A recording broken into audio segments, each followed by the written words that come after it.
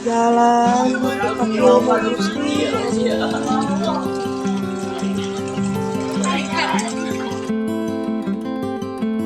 Sedang ramai di media sosial, video yang menampilkan pemuda naik sepeda motor melaju di atas jalan yang belum tuntas dibeton.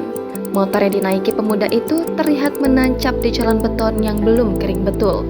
Belakangan diketahui kalau jalan baru dicor yang dilintasi pemotor itu ada di desa Langensari, Lembang. Ruas jalan itu diketahui baru saja selesai dicor atau dibeton dan diketahui dilintasi pemotor tersebut tadi pagi pada Minggu 23 Juli. Lokasi tepatnya ada di desa Langensari, Kecamatan Lembang, Kabupaten Bandung Barat.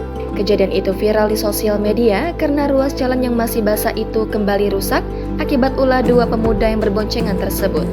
Dalam video yang beredar, pengendara sepeda motor Matic ini terjebak di tengah jalan yang masih basah.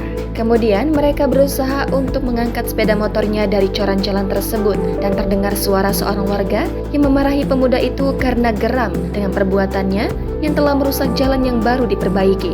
Berdasarkan informasi yang diterima pihak desa, dua pemuda yang merupakan warga asal Cibodas tersebut diduga tidak mengetahui bahwa jalan tersebut masih basah karena sebagian jalan dari arah Buni Asi sudah kering.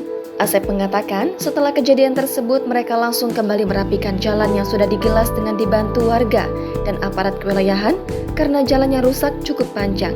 Meski dua pemuda itu sudah bertanggung jawab, kata dia, warga setempat menyayangkan kelalaian mereka karena jalan yang sudah mulus dan sebentar lagi bisa digunakan harus diperbaiki lagi dan butuh waktu lama untuk kering.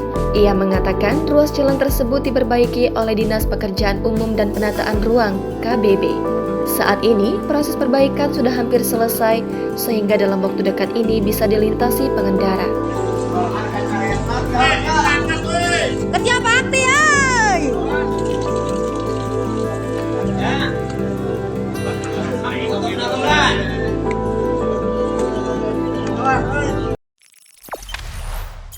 Jangan lupa subscribe, share, komen, dan like ya.